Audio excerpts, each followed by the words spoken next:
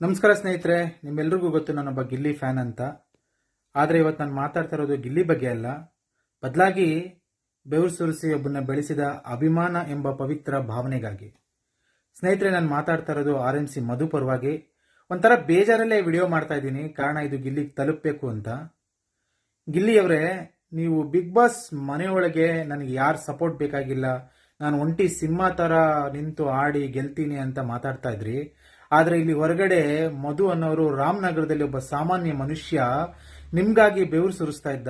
ನಿಮ್ಮನ್ನು ಗೆಲ್ಲಿಸ್ಬೇಕು ಅಂತ ತನ್ನ ಸ್ವಂತ ಕೆಲಸ, ನಿದ್ದೆ, ಊಟ ಎಲ್ಲವನ್ನೂ ಮರೆತು ಸುಮಾರು 500ಕ್ಕೂ ಹೆಚ್ಚು ವಿಡಿಯೋಗಳನ್ನ ಮಾಡಿ ಜನರಲ್ಲಿ ನಿಮ್ಮ ಪರವಾಗಿ ಓಟ್ ಕೇಳ್ತಾನೆ ಇದ್ದ. ನೀವು ಬಿಗ್ ಬಾಸ್ ಕಪ್ ಗೆಲ್ಲವರೆಗೂ ಕೇಳ್ತಿದ್ದ. ನಾನು ಗಿಲ್ಲಿ ಗೆಲ್ಲಬೇಕು ಅನ್ನೋ ಒಂದೇ ಒಂದು ಹಠಕ್ಕೆ ಬಿದ್ದು ಮಧು ತನ್ನ ತನು, ಮನ, ಧನ ಎಲ್ಲವನ್ನೂ ಅರ್ಪಿಸ್ದ. 2,000 ಜನಕ್ಕೆ ಊಟ ಹಾಕ್ದ. ಆದರೆ ಗೆಲುವು ಸಿಕ್ಕಿದ್ಮೇಲೆ ಏನಾಯ್ತು? ನೀನು ಮಧುಗೆ ಫೋನ್ ಮಾಡಿದ್ದೆ ಸರಿ, ಸಾಕಾ? ಇವತ್ತು ನಿಮಗೆ ದೊಡ್ಡ ದೊಡ್ಡ ಪ್ರಭಾವಿ ವ್ಯಕ್ತಿಗಳು ಕಾಣ್ತಿದ್ದಾರೆ, ಕಾರ್ಪೊರೇಟ್ ಆಫೀಸ್ಗಳು ಕಾಣ್ತಿವೆ, ದೊಡ್ಡ ದೊಡ್ಡ ಸೆಲೆಬ್ರಿಟಿಗಳ ಜೊತೆ ಫೋಟೋ ತೆಗೆಸ್ಕೊಳ್ಳಕ್ಕೆ ನಿಮ್ಗೆ ಸಮಯ ಇದೆ, ಶಾಪ್ ಓಪನ್ ಮಾಡೋಕ್ಕೆ ನಿಮ್ಗೆ ಟೈಮ್ ಇದೆ.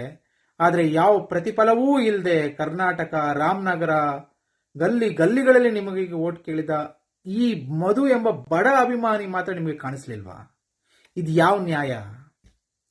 ದೊಡ್ಡವ್ರ ಮನೆಗೆ ಹೋಗಿ ಶೇಕ್ ಹ್ಯಾಂಡ್ ಮಾಡೋ ನಿಮಗಾಗಿ ಹಗಲಿರುಳು ಪ್ರಾರ್ಥಿಸಿದ ಒಬ್ಬ ಅಭಿಮಾನಿಯನ್ನ ನೇರವಾಗಿ ಭೇಟಿ ಮಾಡಿ ಒಂದು ಶೇಕ್ ಹ್ಯಾಂಡ್ ಮಾಡಕ್ಕೆ ಸಮಯ ಇಲ್ವಾ? ಅಭಿಮಾನಿಗಳು ಅಂದ್ರೆ ಬರೀ ಓಟ್ ಹಾಕುವ ಮಿಷಿನ್ಗಳ? ಕೆಲಸ ಮುಗಿದ್ಮೇಲೆ ಕಸದ ಬುಟ್ಟಿಗೆ ಎಸೆಯುವ ವಸ್ತುಗಳ?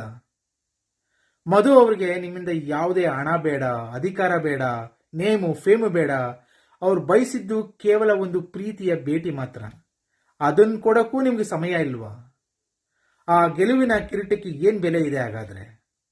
ಗಿಲಿಯವರೇ, ನೆನ್ಪಿಡಿ, ಎತ್ತರಕ್ಕೆ ಬೆಳೆದ ಮರಕ್ಕೆ ಯಾವತ್ತೂ ತನ್ನ ಬೇರುಗಳು ಮರೆತು ಹೋಗ್ಬಾರ್ದು. ಅಭಿಮಾನಿಗಳೇ ನಿಮ್ಮ ಬೇರುಗಳು. ಮಧು ಅವರ ಈ ಮೌನ, ನೋವು ಇಂದು ಸಾವಿರಾರು ಅಭಿಮಾನಿಗಳ ಪ್ರಶ್ನೆಯಾಗಿದೆ. ನೋಡಿ ಗಿಲ್ಲಿ, ನಿಮ್ಮ ಯಶಸ್ಸು ಸದಾ ಹೀಗೆ ಇರಲಿ, ಆದರೆ ಬೆಳೆಸಿದವ್ರನ್ನ ತುಳಿದು ನಡಿಬೇಡಿ. ಯಾಕಂದ್ರೆ ಅಭಿಮಾನಿ ಹರಿಸಿದ್ರೆ ಎಷ್ಟು ಎತ್ತರಕ್ಕೆ ಬೆಳಿತಾನೆ ಅನ್ನೋದನ್ನ ನೀವು ಆಲ್ರೆಡಿ ನೋಡಿದ್ದೀರಾ. ನೆನ್ಪಿಟ್ಕೊಳ್ಳಿ, ಅಷ್ಟೇ ವೇಗವಾಗಿ ಕೆಳಗಿಳಿಸುವ ಶಕ್ತಿ ಕೂಡ ಅಭಿಮಾನಿಗಳಿಗಿದೆ ಅನ್ನೋದನ್ನ ನೀವು ನೆನ್ಪಿಟ್ಕೋಬೇಕು.